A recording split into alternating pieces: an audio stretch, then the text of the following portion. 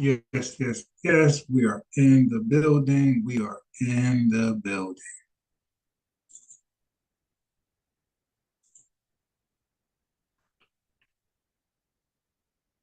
Why can't I? How can I ease the pain in the heart of guys? Mic check decent. I gotta get a microphone for real, for real. I did. Um,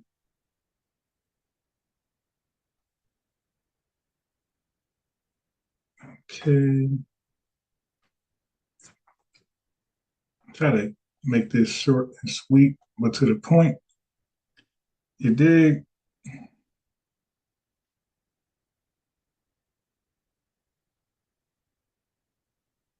Okay. I think that's it.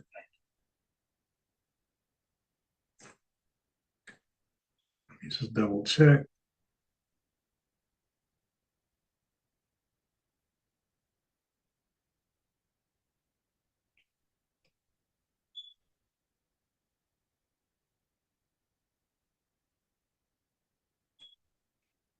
All right, we are good. Okay, let's get it.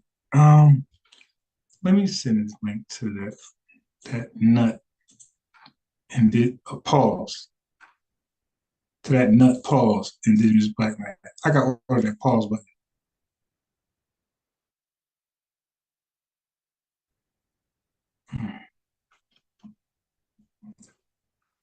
So we are here discussing Margaret Sanger and some of her controversial ideologies. You dig? Is that okay? Can we do that? Are we allowed to discuss some of Margaret Sanger's controversial ideas openly from an unbiased lens? Let's look at it. And also, we're gonna, you know, During the 1950s, the no, Catholic Church in Belgium separated thousands of newborns from their unwed mothers. Nobody told you to press. Nobody told that to play.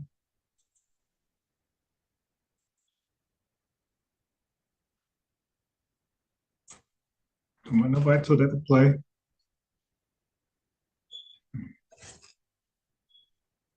Get back.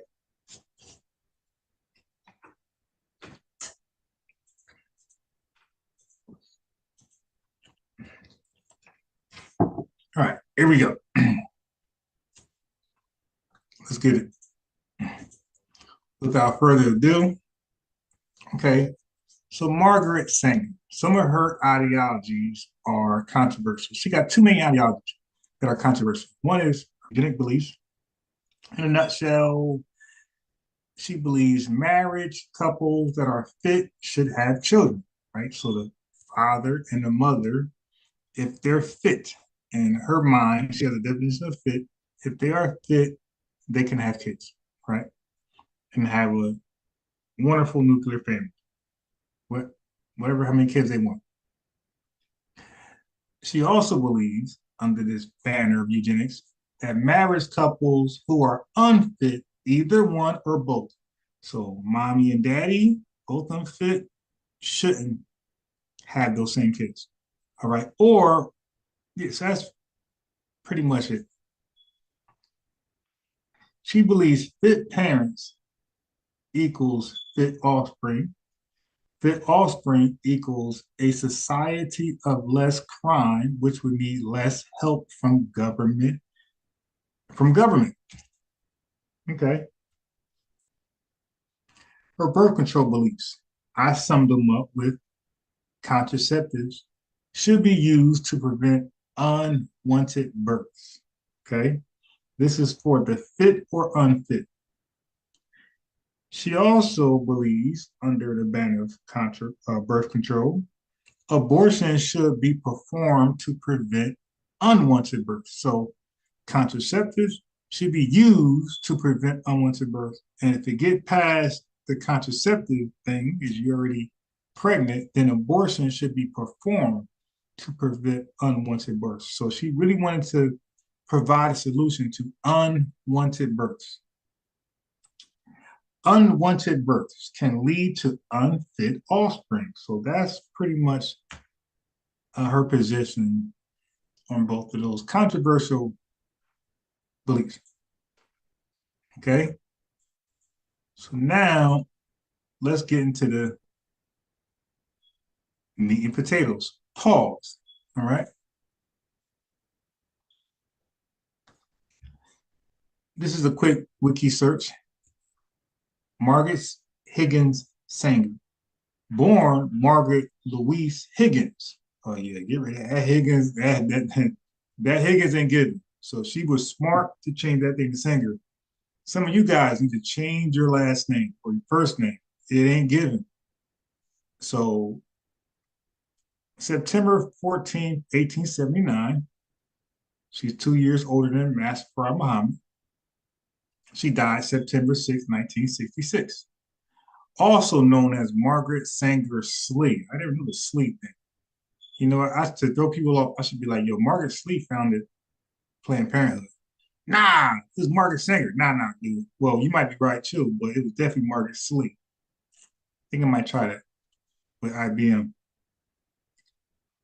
Margaret Slee was an American birth control activist, sex educator, writer, and nurse. She popularized the term birth control, opened the first birth control clinic in the United States, and established organizations that evolved into Planned Parenthood Federation of America. It's a picture of Margaret Sanger in 1922. In 1916, Sanger opened the first birth control clinic in the US, which led to her arrest for distributing information on contraception. It does not say abortions right here. It says 1916. She was arrested for distributing information on contraception. So let's understand history the correct way. Contraception, not abortions. After an undercover policewoman bought a copy of her pamphlet on family planning. So they had an undercover sting on this woman for giving information about contraception. Her subsequent trial and appeal generated controversy. Sanger felt that for women to have more equal footing in society and to lead healthier lives, they need to be able to determine when to bear children. Does this say Black women? Does it say Hispanic women, Latinas? Does it say Sanger felt that Latinas need to have more equal footing? Does it say Sanger said she felt that Black women? It says Sanger felt that for women, so that means white women first and foremost, and everybody afterwards, white women should be able to determine when to bear children. Okay? All right. Because when people bring up Margaret Sanger, you hear a lot of dirty words and narratives, but they forget to mention that she was promoting her eugenics beliefs and her abortion beliefs, her birth control beliefs to mainly white women above all. Okay. She also wanted to prevent so-called back alley abortions. Okay. So back alley abortions, does that sound like a good action? Right. So these are unprofessionals who are trying to terminate a pregnancy with whatever means they need. Most likely it's going to be unsanitary, unsterilized.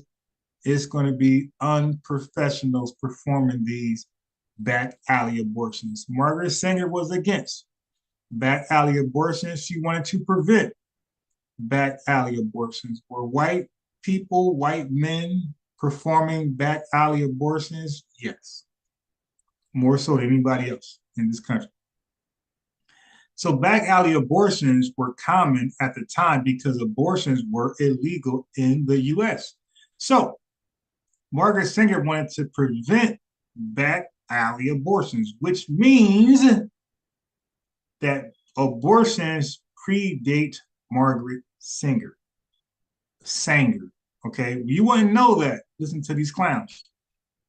You would think she was the inventor of the um, back alley abortions. They were illegal. Abortions were illegal, not just back alley abortions, but abortions, period. Any type of course of action to terminate a pregnancy in America and in the US was illegal. So Margaret Sanger wanted to challenge that law. She wanted to challenge, usually when people challenge law in America, they're known as heroes, okay, shero, whatever. She believed that while abortion may be a viable option in life-threatening situations for the pregnant, it should generally be avoided.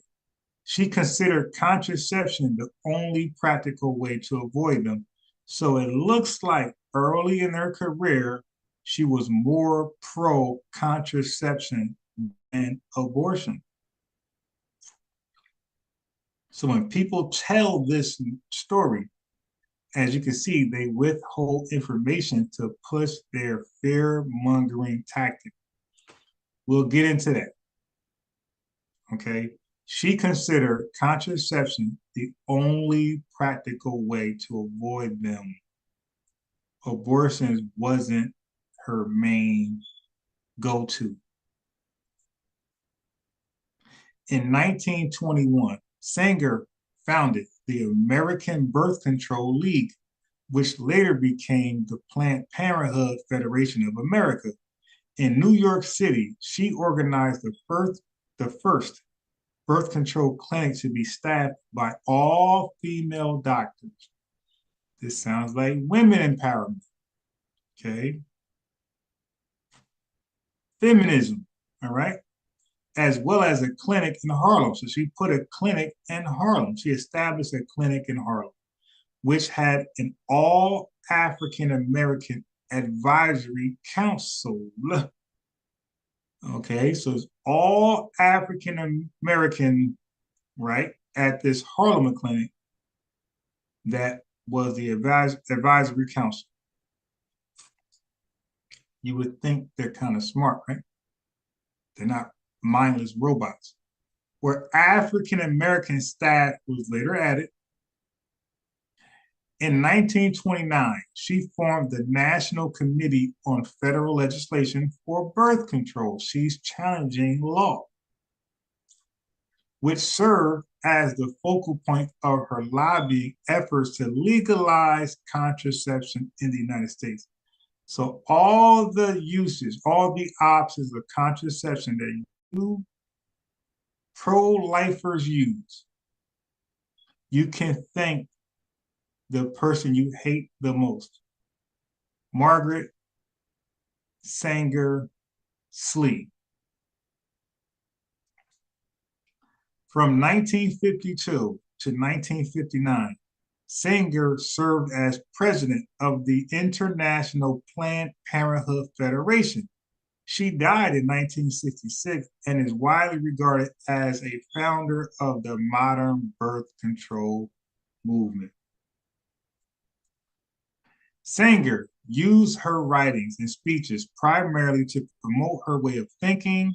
She was prosecuted for her book, Family Limitation, under the Comstock Act in 1914. So this book she wrote, did she distribute this book, this pamphlet, in the Black community, or was this circulating in white America? Right? She feared the consequences of her writings, so she fled to Britain until public opinion had quieted. Sanger's efforts contributed to several judicial cases that helped legalize contraception in the United States. Oh, you pro-lifers, if you use any form of contraceptives, you have bowed down. You have bowed down to Queen Margaret Sanger. Okay?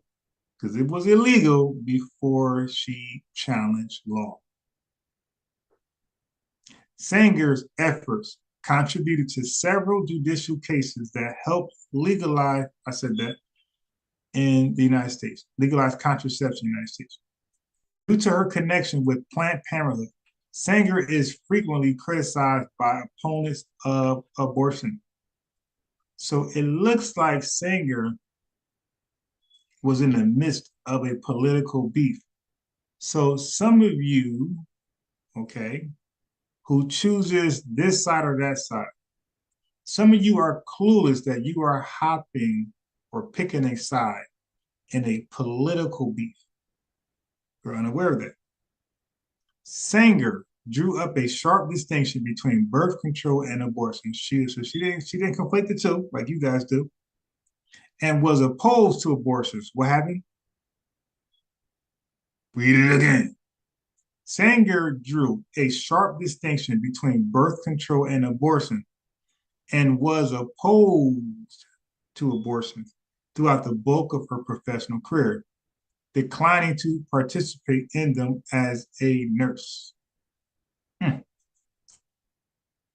Sanger remains a prominent figure in the American reproductive rights and feminist movements. Sanger has been criticized for supporting eugenics, including negative eugenics. Some historians believe her support of negative eugenics a popular stance at that time. This was a popular belief at that time. What time? 1916, 1922. Okay, Jim Crow. Was a rhetorical tool rather than a personal conviction. So some people believe that she used it as a rhetorical tool, like she was kind of like trolling, getting attention for something else rather than something she actually believed in. This is talk about eugenics. People don't believe she was an actual legitimate, authentic eugenicist. People really believe that she was just playing chess with it. In 2020, Planned Parenthood disavowed Sanger, citing her past record with eugenics and racism. Family Limitation is a pamphlet. This is the pamphlet she wrote, written by American family planning activist, educator, writer, and nurse Margaret Sanger. This is where she violated the Comstock Act that was published in 1914. This is around the time, according to Elijah Muhammad, the white man rule is over. And the Jehovah's Witness said the Gentile rule is over in 1914. It was one of the first guides to birth control published in the United States, Birth Control. The 16-page pamphlet details information on and ingredients for various contraceptive methods and included illustrations and instructions for use.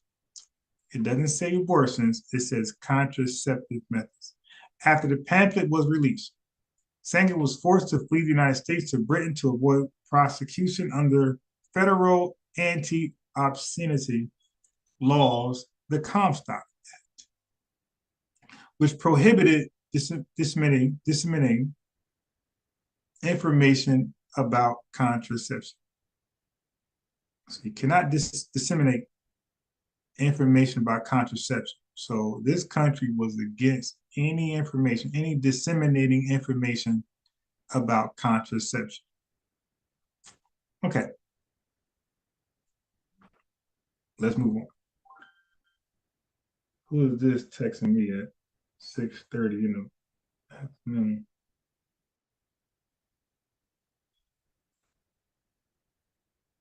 All right, let's get it.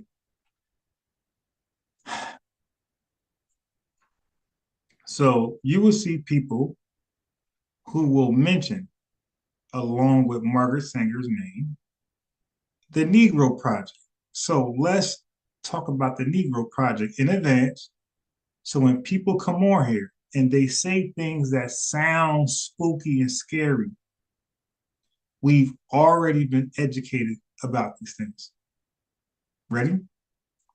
History of the Negro Project.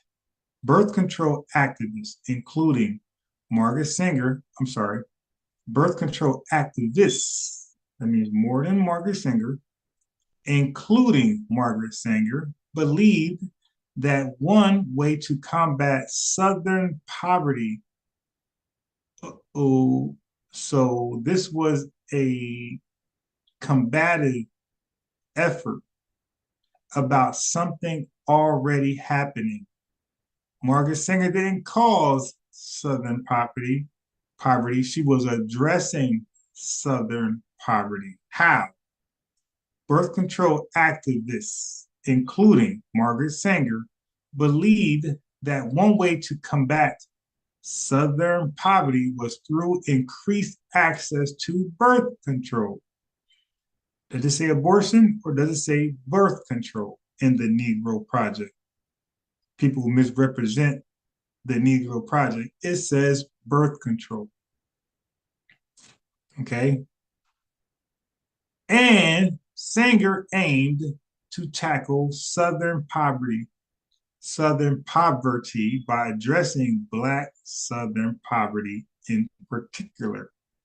Albert Lasker, an American advertising executive and philanthropist, whose $20,000, this is like 1900, so that was a lot of money, provided much of the funding for the Negro Project.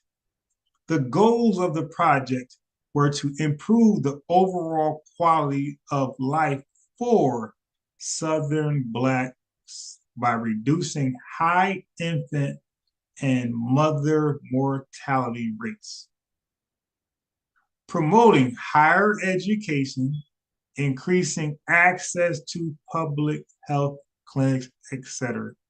What is so spooky about that? What is so cruel about that? That sounds like a good thing to me.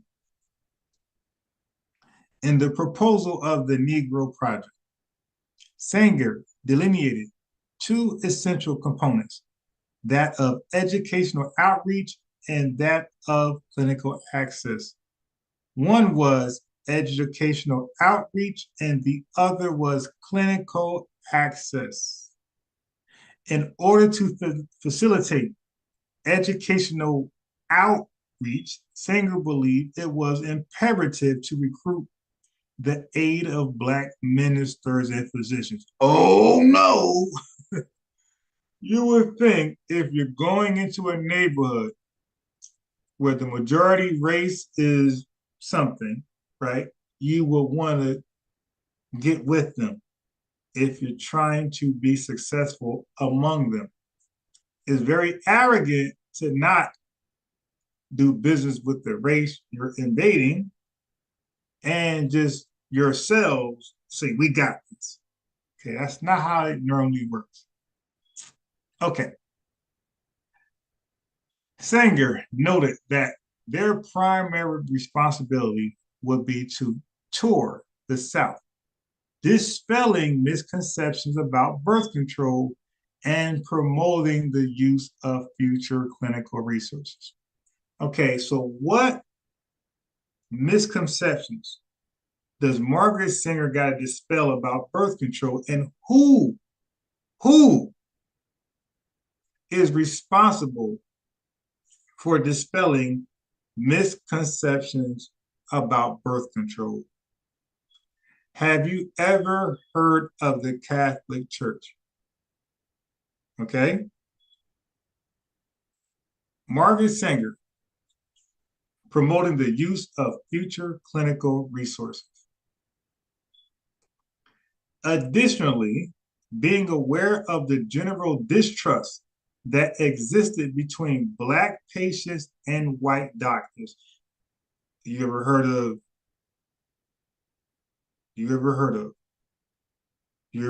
of an experiment? Okay. You ever heard of an experiment where Black men were going to get answers and treatment for syphilis? Okay. But instead, they were lied to. They were not being treated, but rather monitored to see what symptoms spawn from an individual who went untreated for syphilis. So Margaret Sanger is coming on the heels of that.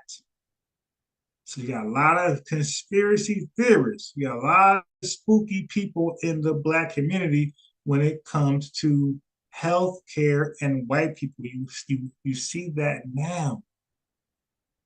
You see that today. Coronavirus, like you see that today. Okay. So she was aware of the misconceptions that all white doctors ain't SHIT. Okay. So she's aware of the general distrust you had even in 2024, 100 years later. The same, equally or more, distrust is there between Black patients and white doctors. She is brilliant and humble to consider that while trying to bring birth control awareness amongst the Black population. Okay. So, I'm going to address, I'm going to read some of your comments. Don't worry. So keep commenting. I like it because I'm going to read it. What was ever in your heart or mind, just, type it and I'll read it. Good or bad, good or bad, because what I'm doing tonight is not to convince you to say Margaret Sanger, hey, okay, I see she's has some, or she's a devil. I'm just providing unbiased research. That's my responsibility. Okay. So additionally, being aware of the general distrust that existed between Black patients and white doctors, Sanger believed that their involvement in outreach, Black people involvement, will be instrumental in ensuring continued use of the clinical resources. So she wanted Black people to be educated about birth control, and she wanted Black people who are educated about birth control to push birth control, the correct information, not the disinformation amongst Black people, which is smart. If I had a solution to a Latino problem, an Asian problem, I don't believe they're going to look at me as their Jesus, right? So I'm going to try to educate, compel some Asians, some Latinos on my ideology and have them instead chop it up with their own people. It's much easier because they have the same culture and they speak the same language. It's a lot easier for them to do it than me. And then further questions they can holler at top dog. All right. According to Sanger, then only, after that's in motion,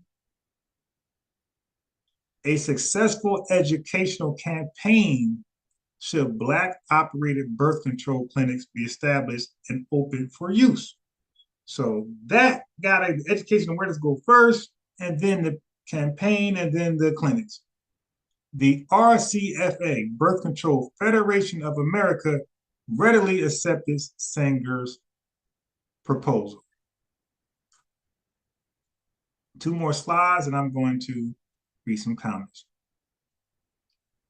Though initially accepting Sanger's plan for the project, committee members of the BCFA later dismissed her ideas. So they later said, nah, we're good.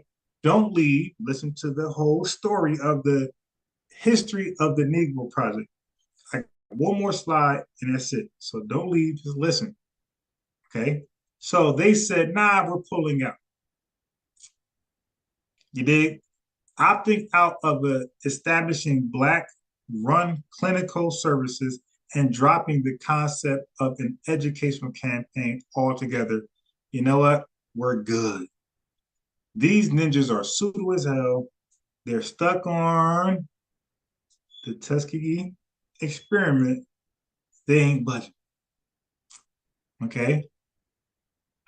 Instead, the BCFA decided to funnel Lasker's $20,000 contribution into pre-existing clinics. So let's not invest let's not invest. Let's investigate. Let's not invest in these new clinics that we're going to build in the Black communities.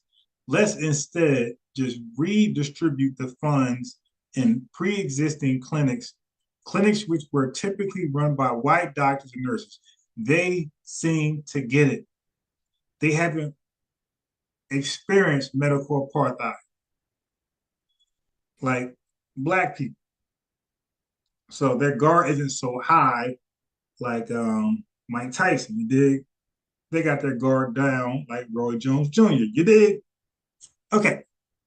So between the years 1940 to 1942, 2 years, the BCFA funded demonstration clinics in many counties across South Carolina, as well as in Nashville, Tennessee. One more slide. We're going to take a break and read some of the comments. The clinical hubs of the BCFA's activities in Nashville were Fisk University, a historically Black college, The clinical hubs of the BCFA's activities in Nashville were Fisk University, a historically Black college, and Bethlehem Center, a Black settlement house. The clinic's daily operations at Fisk University and Bethlehem Center were conducted by Black physicians and nurses. Black, black, black, black, black. Blackity black. In South Carolina, the BCFA employed Black nurses, we're giving jobs out, to advocate for the use of contraceptives. This is the Negro Project. We didn't read the word abortion. We're looking at contraceptives. The BCFA touted its projects in South Carolina and Nashville as a success. In actuality, however, the participation rates among Black women were low, while the recidivism rates were high. Black women weren't convinced. Additionally, the BCFA's Negro Project did not lead to the opening of any more clinics, indicating no lasting impact of the project. So it was unsuccessful in its aims and goals in the Black community. So when somebody come to this live later tonight or tomorrow, and they misrepresent the Negro Project, you can check them. Black people were not convinced. Okay. Now, let's read some comments.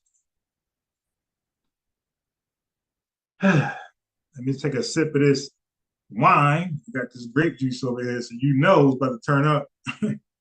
Yeah. So keep the comments coming. Doesn't matter if they're negative, positive, don't matter. Trolling doesn't matter. I'm not one of them. Well, I tried not to be one of them, to get emotional because somebody disagrees, because somebody's not convinced, right? True journalism ain't about trying to convince you. It's just saying, here is the available evidence, the best I can do here. Take a look at it. If you can change position, great. If not, I tried. Okay. SMH 369, my Hebrew brother, said, uh-oh, in SETI voice. He said, why don't people believe in CDC? I would say for the same reasons why they wasn't buying this Negro Project idea.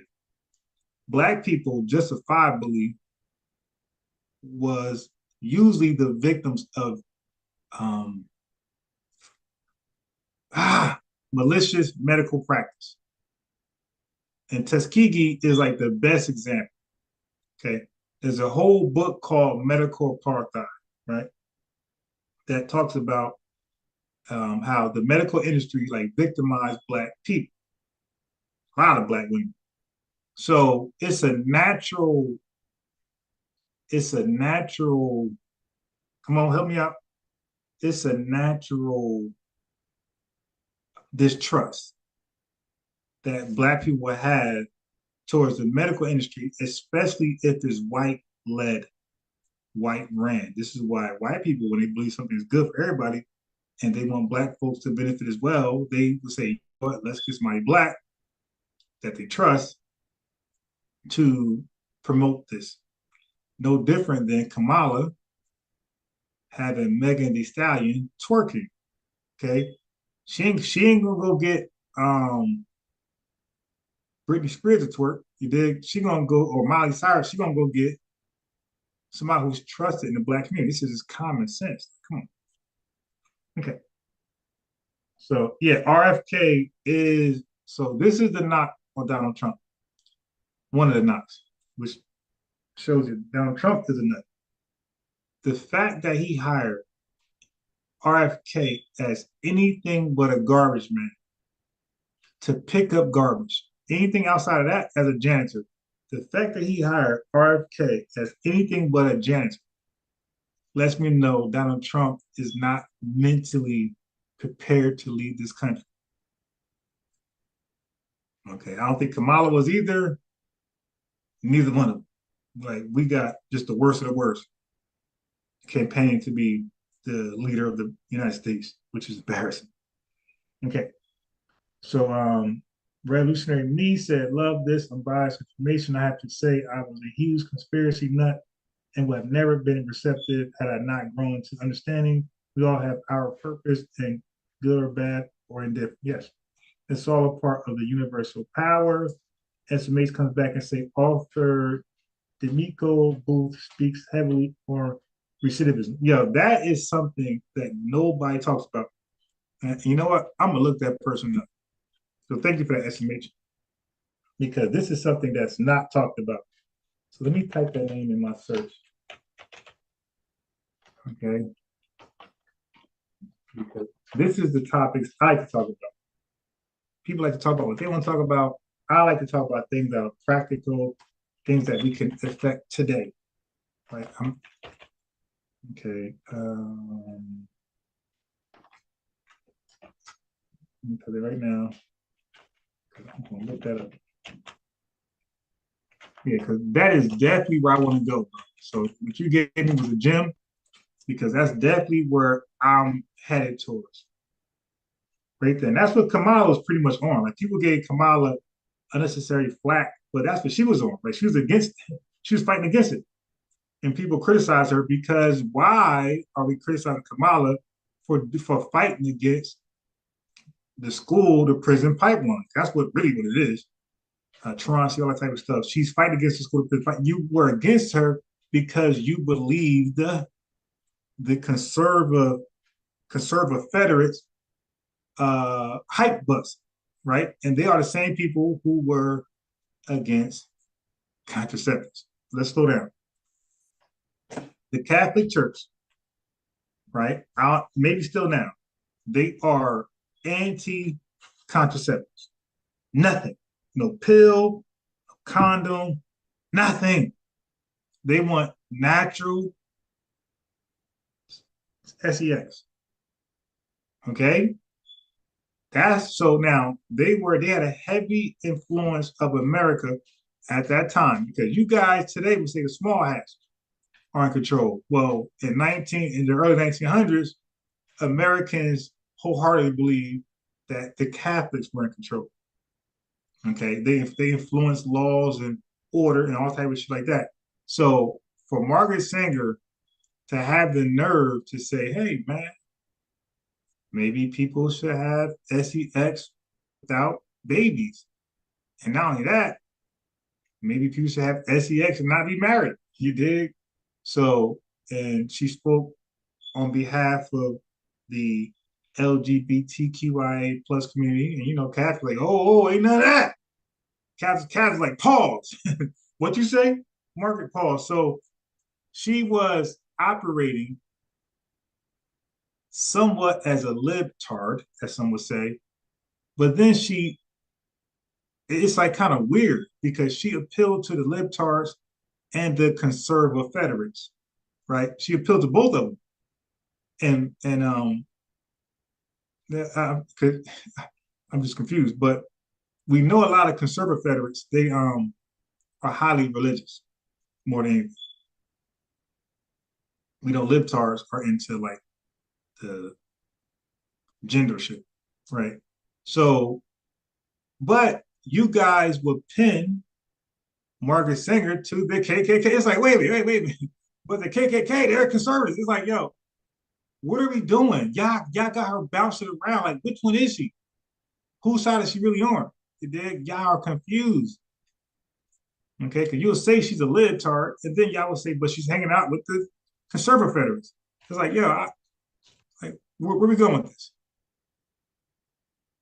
Anyway, he wrote the book, Why Are So Many Black Men in Prison? Demiko Booth. Yeah, I'm gonna look that guy up. Yeah, I'm gonna look that guy up. Don't worry, I'm on that. Because that's, as you can see, like that's what I'm on. Like I've been speaking about that in spurts on my channel, school to prison pipeline, all that. That I'm into truancy. That's why I could defend Kamala on her stance of truancy because that is also part of that. All that's connected. So so I was trying to tell, I ain't gonna say no names, but I was trying to tell the boy, the man, that if you're gonna go down that conspiracy theory, at least connect it correctly. Like how are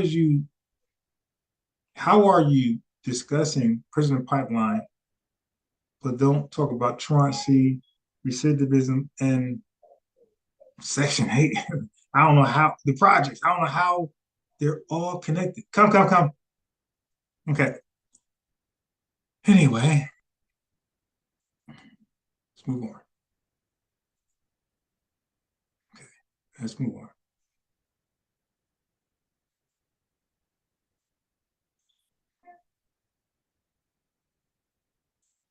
Let's move on. Yes. Huh? Come. Yeah, come. Come get Shooky. You want Shooky? So he woke up in the middle of my presentation. All right. Anyway, this is a video. Yes. Okay, because you're going to hear about December 10th. An infamous letter that Margaret Sanger wrote where she was telling black leaders, she wrote a letter, not to black leaders, she wrote a letter to CJ Gamble, and she said, hey, don't let the word go out that we're going to exterminate black people. So now you get to get it in its proper context, not without people with their agendas, their Catholic religious agenda. 1939. Dr. C.J. Gamble, 255 Adams Street, Milton, Massachusetts. Dear Dr. Gamble, it's good to know that you are recovering. I also am stepping up and have felt much better the past week. Miss Delp was here for Thanksgiving, and I am more than delighted to learn that she was able to get $250 from the California Birth Control Organization, plus the $600 from the Federation. That's good. She is a go-getter and a live wire, very tactful and charming as well. I think that my pick of her has been justified, even though she is a little higher priced than the ordinary. She has been working on the article to be written by Miriam DeFord, Mrs. Maynard Shipley. They were good enough to send me a rough draft for comments and suggestions, and the important suggestion that I made was not to include Miss Delp's actual name in the article, because of the fact that her sister is married to one of the high spots in the Farm Security Department, and if the enemy started to work on her name, they might make it difficult along the line. Otherwise, I think the article is good. As to my sending suggestions to the Federation, I think it is really unfair for me to do so. I am too far away to have the personal contact of the different reactions and it only holds up any definite project to have the pros and cons battered about, which makes for more chaos and confusion. There is only one thing that I would like to be in touch with, and that is the Negro Project of the South, which, if the execution of the details remain in Miss Rose's hands, my suggestions will not be confusing because she knows the way my mind works. Miss Rose sent me a copy of your letter of December 5th, and I note that you doubt it worthwhile to employ a full-time Negro physician. It seems to me, from my experience, where I have been in North Carolina, Georgia, Tennessee, and Texas, that while the colored Negroes have great respect for white doctors, they can get closer to their own members and more or less lay their cards on the table, which means their ignorance, superstitions, and doubts. What they say? Their ignorance, superstitions, and doubts. Okay, doubts and information, medical information coming from white men in the medical field. They do not do this with the white people, and if we can train the Negro doctor at the clinic, he can go among them with enthusiasm and with knowledge, which I believe will have far-reaching results among the colored people. His Okay, so now you see it doesn't sound so spooky. You see that? It doesn't sound so spooky because of the stigmas that we have towards white men in the medical field. Okay, the history in this country doesn't serve us right. So now she's coming with a medical. So she's coming with a medical solution. And she's like, damn, I forgot about these guys. They're not going to.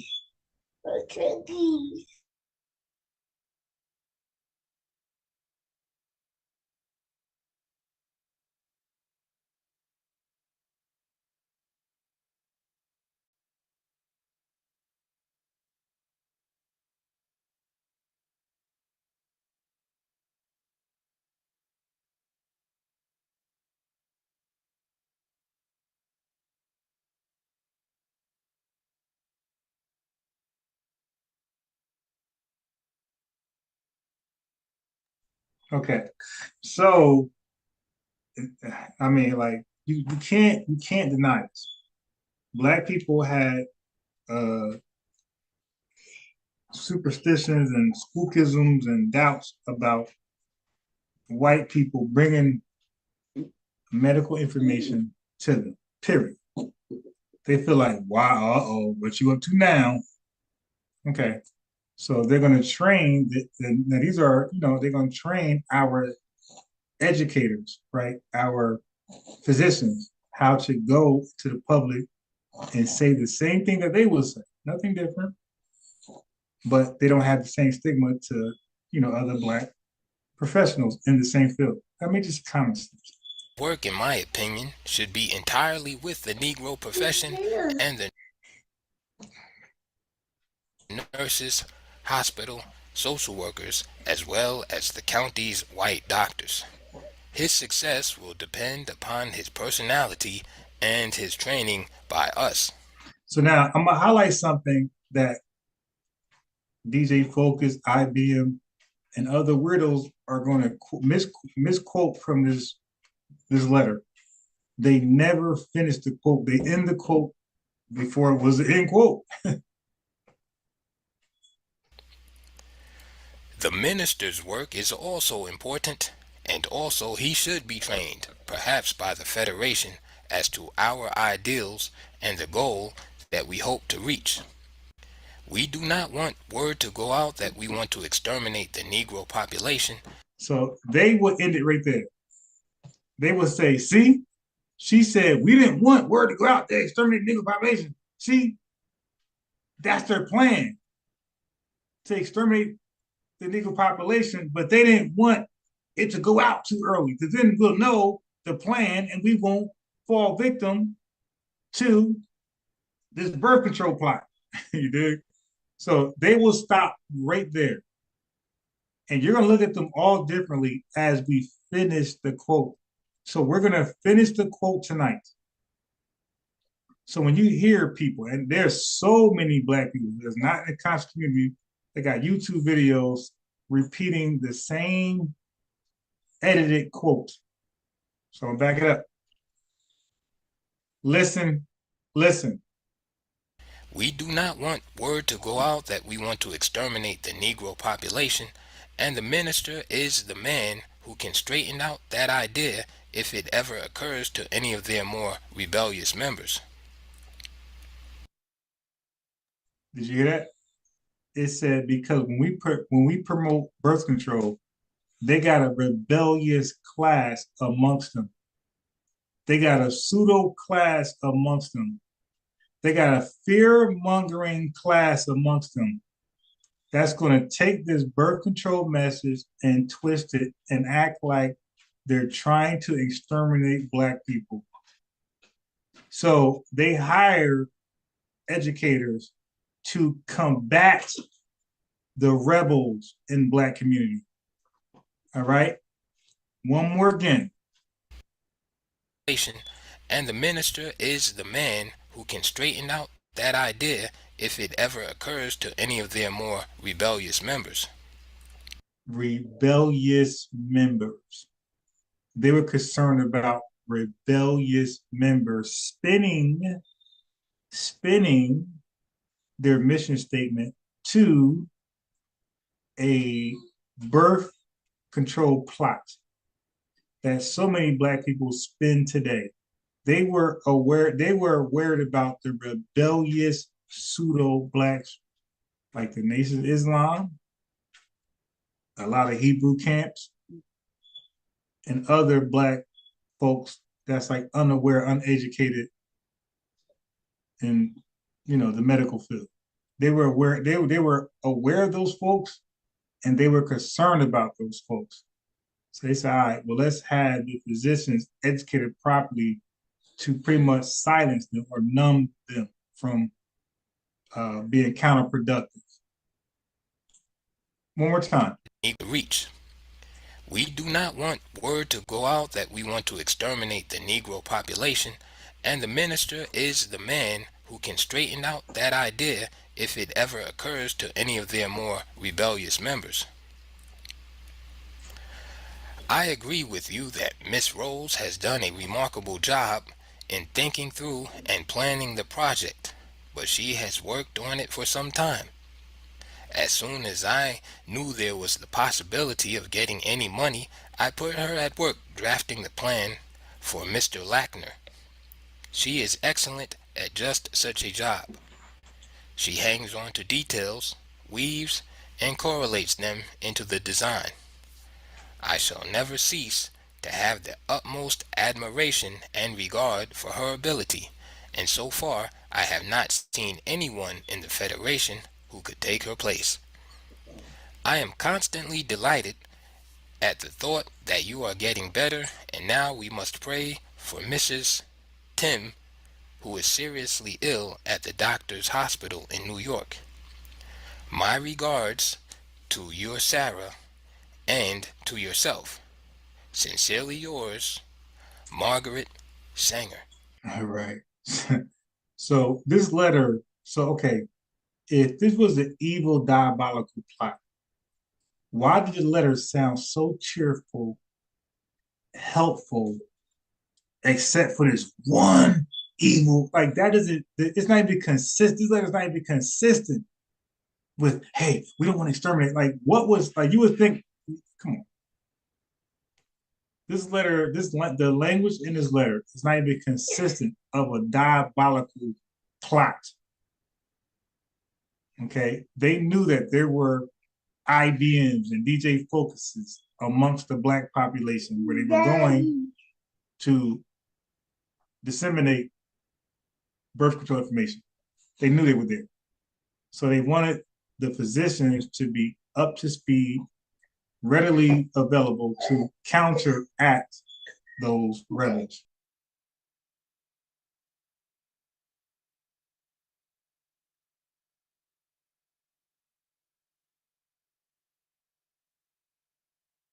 Okay, so let me play a video.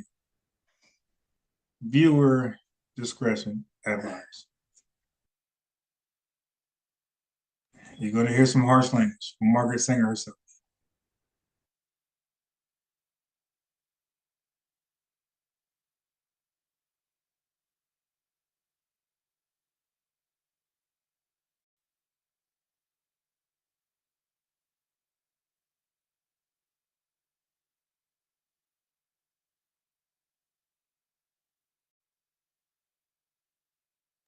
What I mean is that you're going to hear some of Margaret Sanger's eugenic views from her own mouth.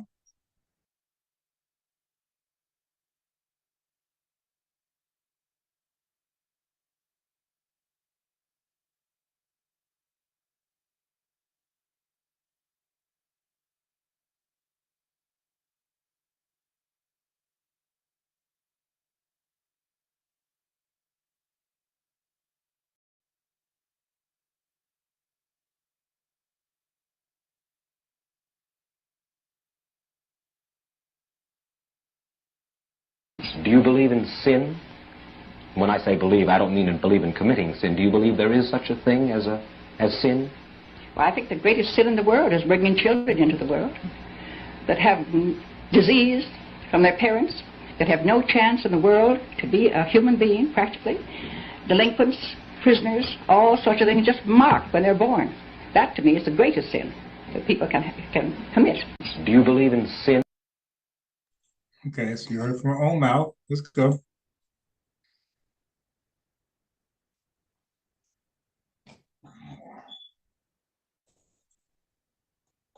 On reading your biography by Lawrence Please, later. Thurman. Your mother, as you say, died prematurely after bearing 11 children. She was born a Catholic, was she not? Did you hear that about her mother? Let's go back. Reading your biography by Lawrence later. Your mother, as you say, died prematurely after bearing 11 children. She was born a Catholic. Her mother buried 11 children. Let's get that back one more time, Turbo. Reading your biography by Lawrence later. Your mother, as you say, died prematurely after bearing 11 children. She was born a Catholic, was she not? She was born a Catholic, yes. And you're born a Catholic. It was all about Catholicism and their practices that she felt were a heavy burden on women specifically. In Ireland. Your father was a sort of a village atheist who clashed. Did y'all know that? Did you know that from DJ Focus or IBM that her father was an atheist? Like, wouldn't that be important to know? You would think that, right? How come they don't readily mention that her father was an atheist? So what do you think her beliefs were growing up? You think she was heavily religious? So they already thought a certain way about religious people and how crazy they are, especially some coming from Catholicism. Her father was an atheist. With church authorities, and because of his atheism, his earnings dwindled under community pressure. You and your brothers and sisters were known as, quote, children of the devil, end quote. Because of his atheist position, right, they felt like they had to like pay tithes to the church. They felt like they was wasting money in religion, specifically Catholicism, right? The church of the Catholic Church. They felt like they didn't have no money to start with, but they were pressured, the community peer pressured them to, donate and buy a prayer blanket, all that crazy stuff, prayer handkerchief. Could it be then that in part at least you were driven emotionally toward the birth control movement because of antagonism toward the church, because that was a way to fight the church? No, I don't think I had anything of the kind in mind. I was what I would call a born humanitarian. I don't like to see people suffer. I don't like to see cruelty, even to this day. And in nursing, you see a great deal of cruelty and unnecessary suffering. On reading your biography by Lawrence Let's later. keep going. Let's keep going. Let's not stop there.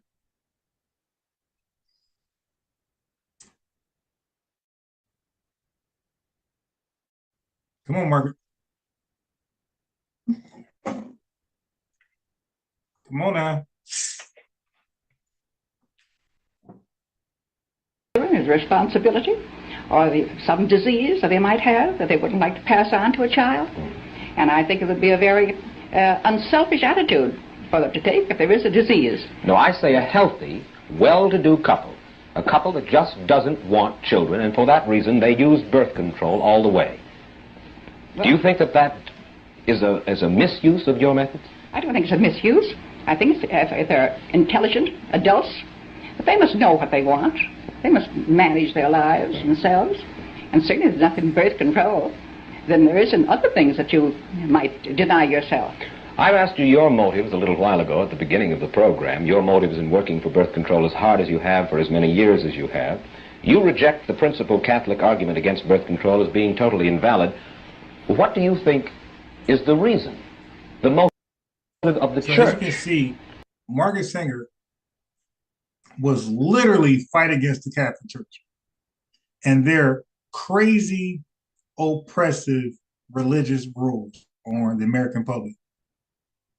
It's very clear. So all of the propaganda you've always heard that was negative against Margaret Sanger, it stemmed from the Catholic Church, and other religious folks just piggybacked what the Catholic Church already spewed against this woman.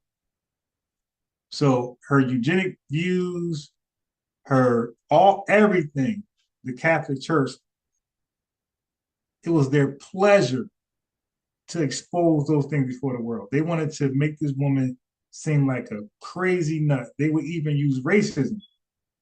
The Catholic Church has nerve to call somebody a racist. So you got to listen. Sometimes you got to check the source.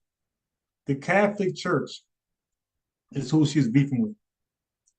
They had the nerve to call someone a racist when nobody in their religious text is anything other than lily white. There's no such thing as an Asian person, indigenous person, disingenuous black man person, Aboriginal, Latino, African American, Jamaican, Puerto Rican, kiss her like goodbye. In the Catholic Church world, none of those people existed. Only lily white people. And they got the nerve to call another white person a racist. But you guys, because you are a religious person, most likely from the branch of Catholicism, somewhere in your history that you're unaware of, you spew the same talking points, all because she challenged Catholicism's world views. That's what she did. And she specifically challenged their world views about women. She's a self-proclaimed, self-admitted feminist. Okay? You guys got to get this stuff correctly, right? In the proper context. She's warring with religion, something most people died for doing. People got burned and decapitated, jailed. Galileo just mentioned this. Just go ahead. Okay, that's what y'all talk about the Illuminati, the Bilderbergers. At the time she was doing her work, the Catholic Church was the Illuminati. They was the DuPont family. And all these boogeymen and boogie women you guys spew today, that was the Catholic Church of the 1900s, early 1900s. In forbidding birth control? You'd have to ask a Catholic that. I couldn't say what their motive is. Well, you couldn't say officially what their motive is, but you certainly must have an opinion about it, Mrs. Sanger. Well, I don't have much to do with the hierarchy. And I know that the people that come to our organization and want to have the same methods, or whatever it is that one can have to prevent a pregnancy. So you heard what she said? A lot of people from the Catholic, a lot of women from the Catholic Church was seeking out her to avoid bringing a pregnancy to term. Or even before or to prevent a pregnancy. So they was coming to her for either an abortion or contraceptives. These women were trying to avoid pregnancy and definitely avoid bringing a child to term, bringing a pregnancy to term. Excuse me. So it was literally the church. You know, I say the church and states. Well, it was literally the church versus Margaret Sanger. And with Darwin, you know, it was the church versus Darwin. Like, this is what's going to happen even today. If you go against religion. Those women will say to us, we ask their religion very often, and they say, I am a Catholic, I was raised in the Catholic Church. On this, my church is wrong. On this. This is the... You heard that? On this, my church is wrong. This is my church, this is my faith. I ain't going nowhere. I was born a Catholic, I will die Catholic. But on this reproductive right, I believe my church is flawed. I believe that I have a say-so on how many kids I should be left with. Okay. The one thing, I will never be anything else, but my church is wrong, and this one thing. And that is said over and over and over again. So what the motive is. But you won't hazard a guess. I don't care to. Thank you. Okay, so now let's move on to the Catholic Church. Look what they're guilty of, among other things. Look at this crazy stuff right here.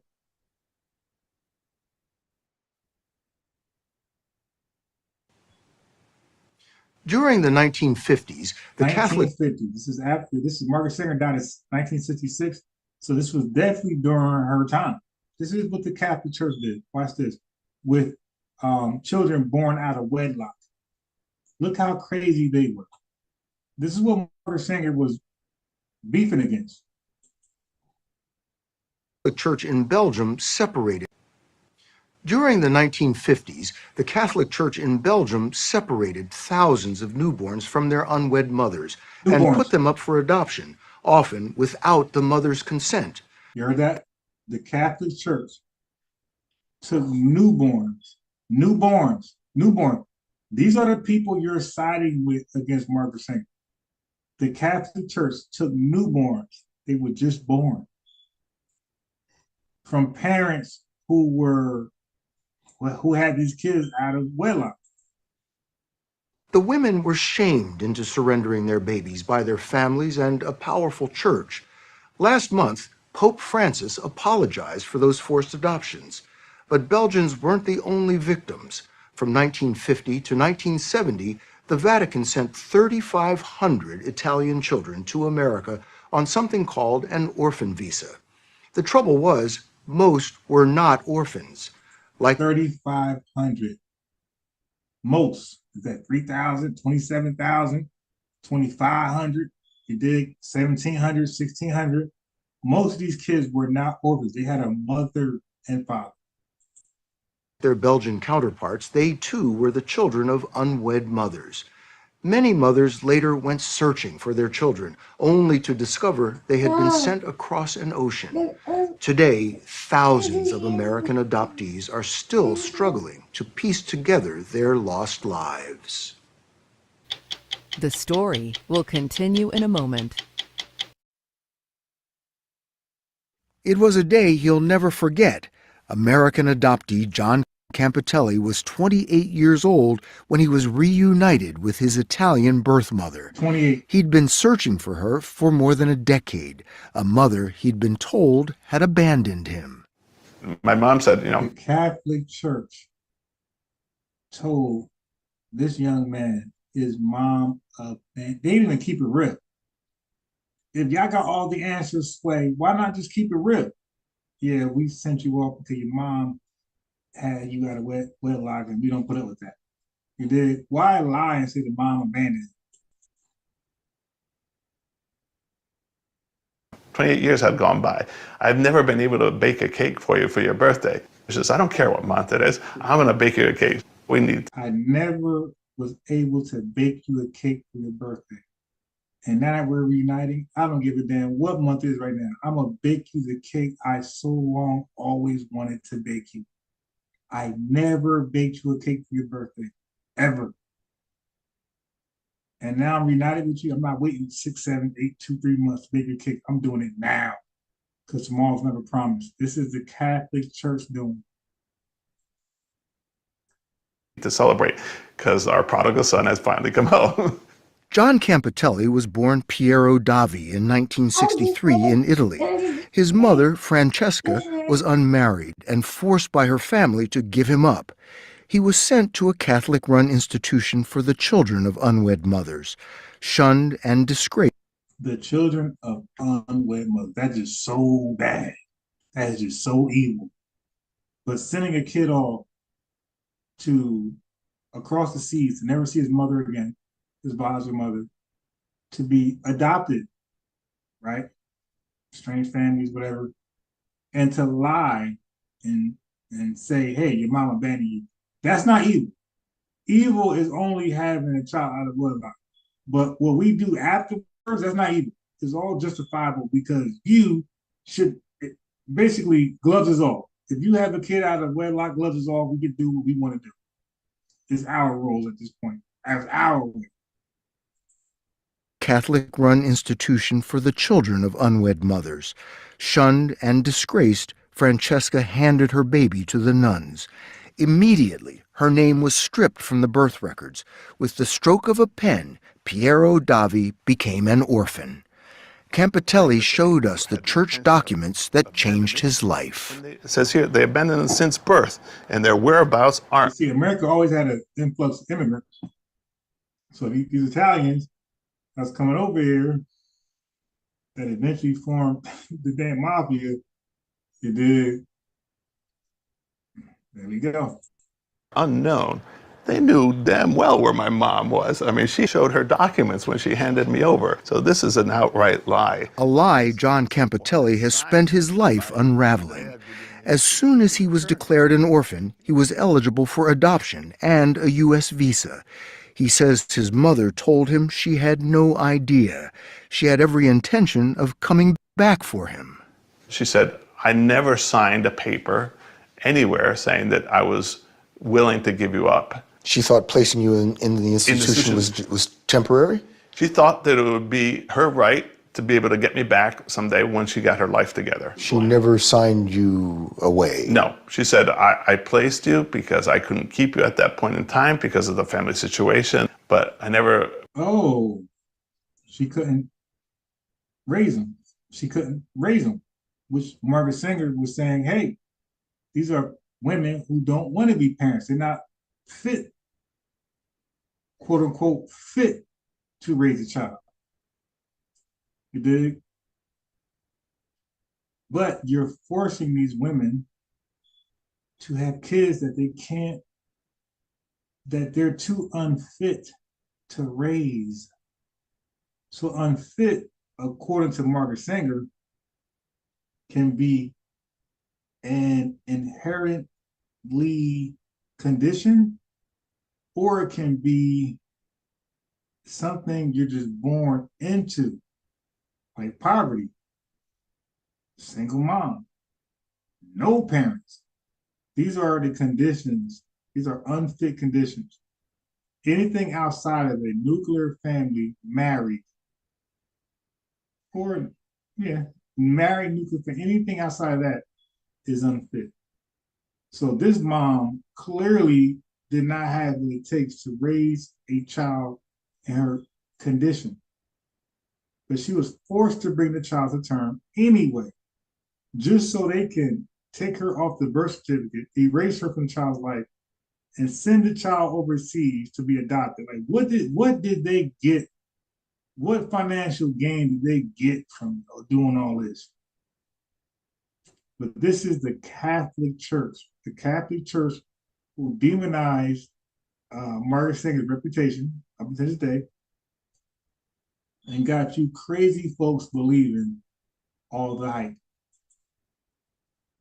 Consented to the adoption or to the fact that you would leave Italy and you'd be far from me for the rest of my life. Piero Davi was one of thousands of children born out of wedlock that the Vatican repackaged as orphans.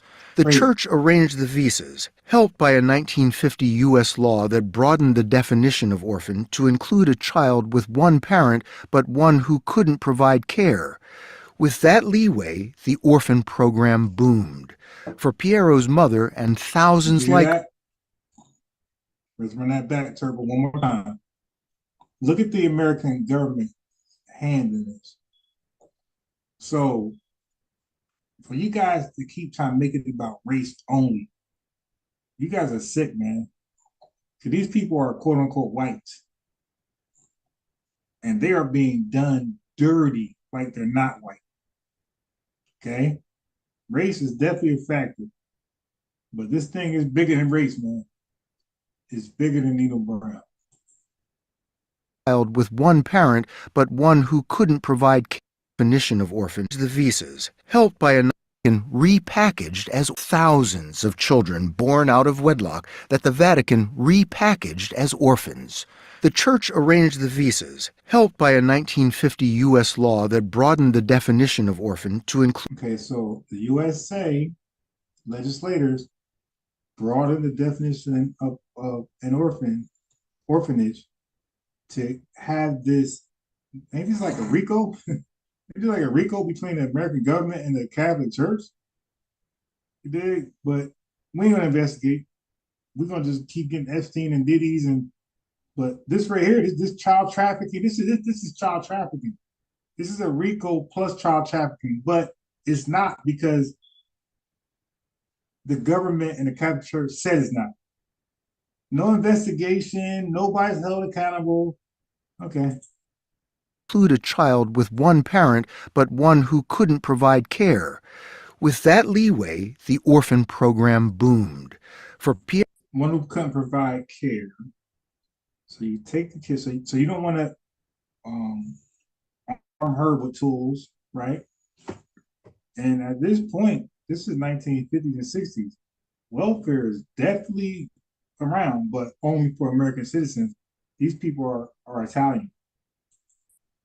Piero's mother. Give me 1 second.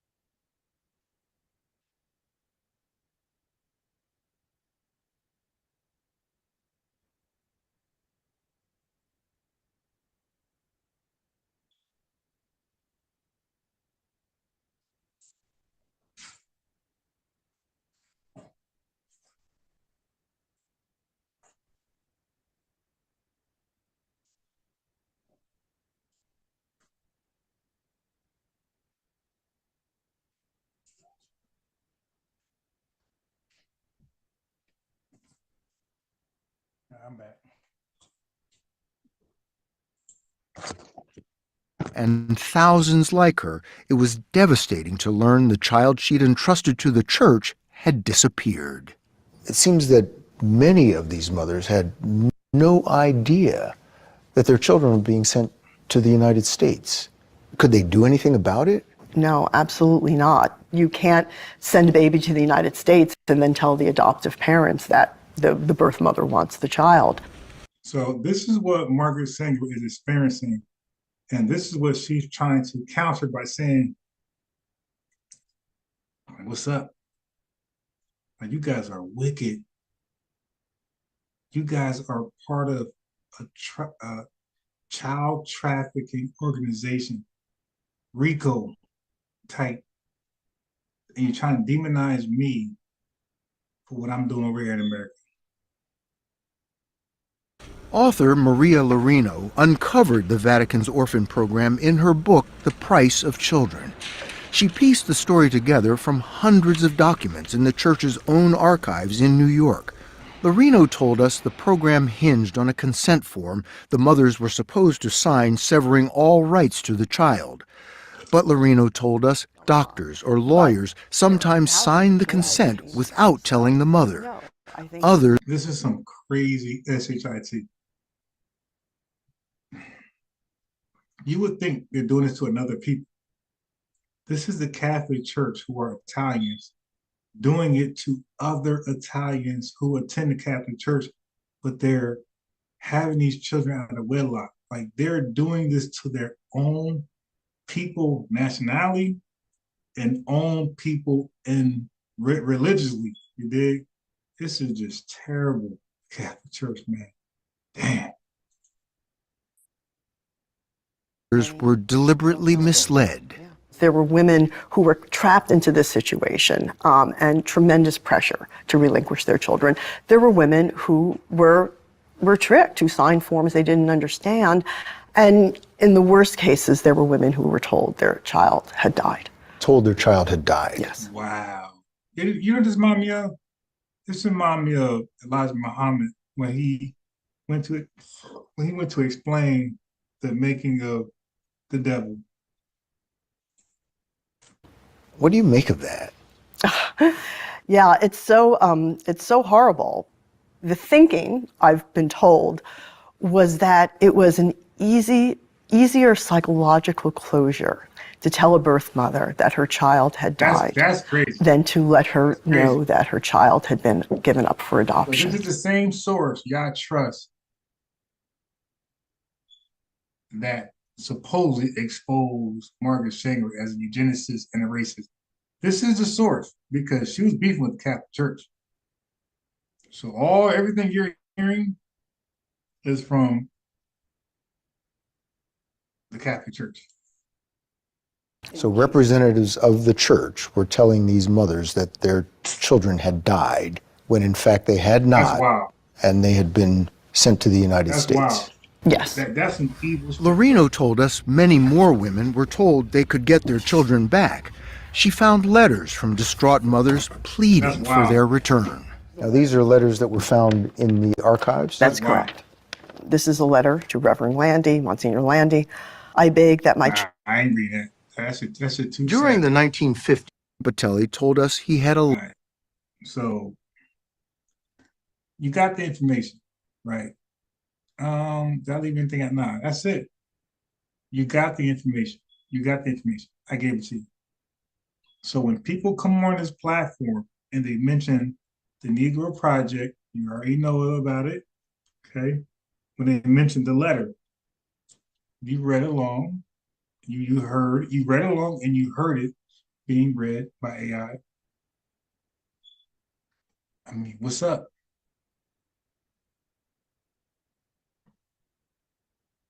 What's up? But the thing, Donnie,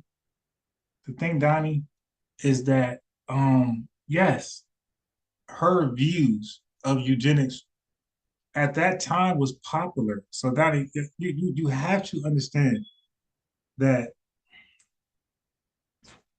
eugenics at that time was seen as science. You dig? So it wasn't like she was going against the grain to come up with eugenics. At that time, eugenics was the grain, you dig? Because Darwin tried to come out with biological evolution, and the religious folks wasn't buying it. They call him monkey boy. You dig? So religion reigned supreme.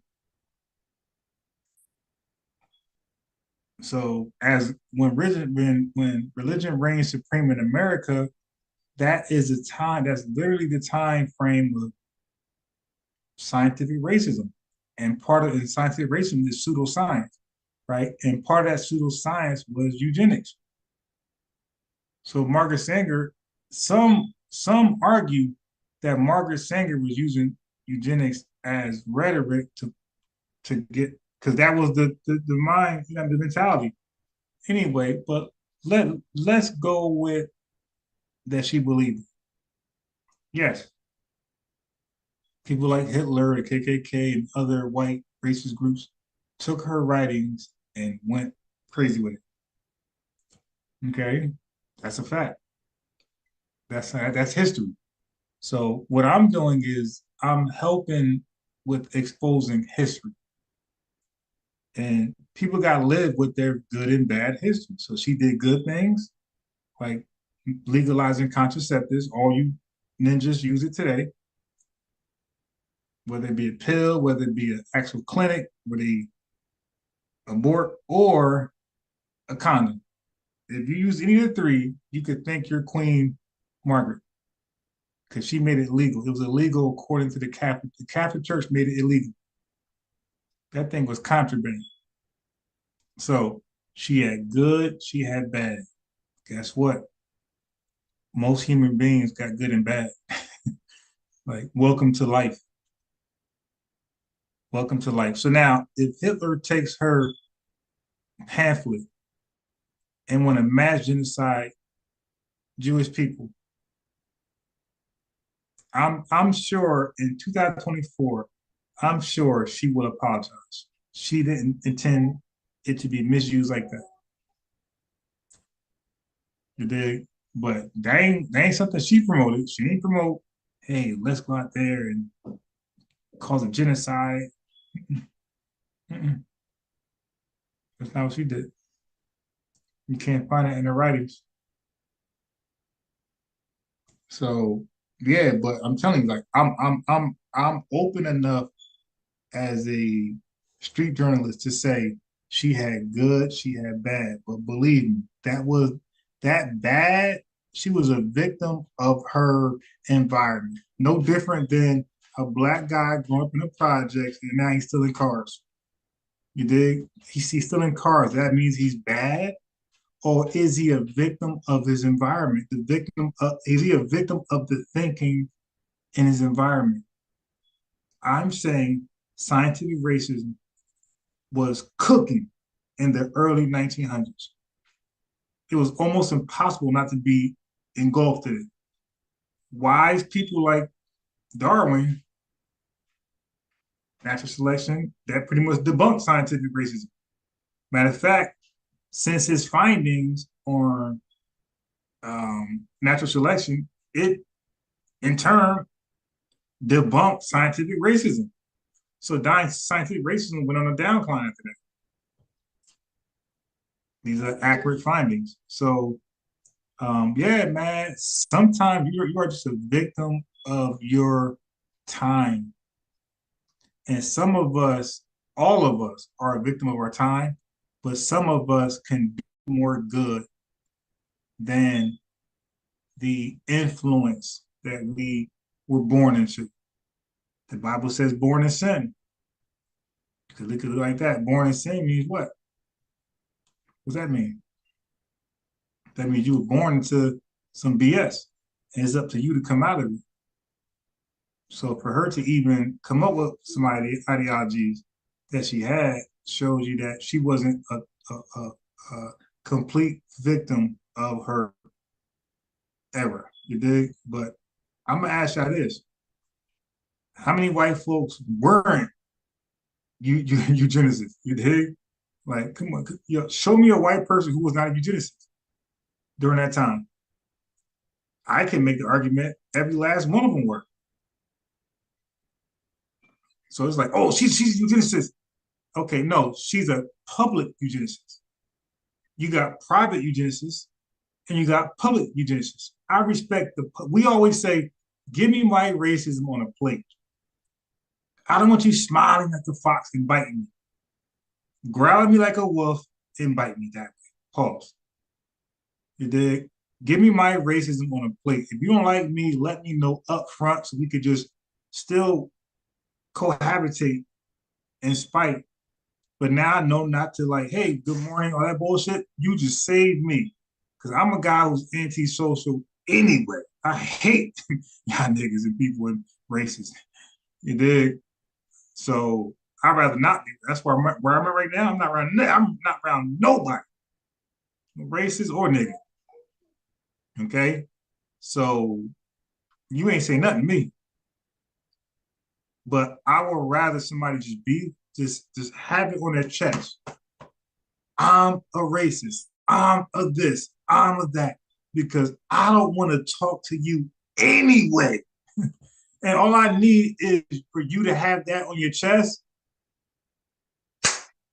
Deal. Don't say shit to me. I don't say shit to you. We could be courteous, but let's not talk to each other. Let's walk past. I'm with that. Let's stop being phony. Don't say good morning. Don't do this. Let's walk past each other and not acknowledge each other. I'm about that life right there. I don't like being phony. I don't want to hold a door open for you. I don't want to do none of that shit. You dig? I close. I'm in that restaurant first, nigga. I'm letting that door go. That's what I want to do. That's me. I don't want to hold the door open for you. I don't know you. I don't like you. I don't want to know you. I want that door to close, but you have to open it yourself. You dig? Like I said, courteous is something different. I'm gonna be courteous. Not the door, holding the door ain't courteous to me. Ain't now you grown up, you hold your own fucking door. But if you're a kid, I'll be courteous. Now it's courteous if you're a kid. But if you're an adult, nah, you hold your own door. I'm letting that bitch go. As a matter of fact, if you do it to me, I'm cool with it. Because anybody who know me, I don't allow no non-black to hold a door for me. I will wait till your ass go completely in there before I want to go in there. So I do it. I practice that anyway. You dig?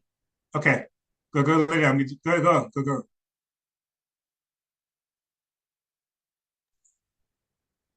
You dig? So I'd rather just not be. So I'm with that all day. Give me my racism. Give me Trump. Give me the racism right in front of me, and let me just adjust from there. Okay, but this live is over. I'm about to come back with the dash cam reactions. You know what I mean? We're gonna have a lot of black folks. I'm not interested in dash cams too much with Asians, Australians, natives, whites, Hispanics. It's only entertaining to me when they're black. So I got some kicked off the plane black fools. I got some old domestic black fools, shoplifting black fools, cashing fraudulent check black fools. So I'm going live next with that. Okay? So dash cam reactions is next. Everybody will support it. Peace.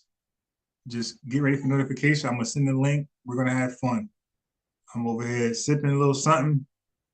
We're gonna have fun.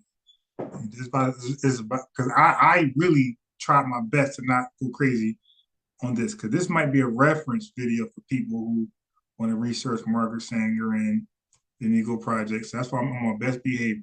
But once I end this live, I go live again. The gloves, like the channel, the gloves are off. It's gonna be wild.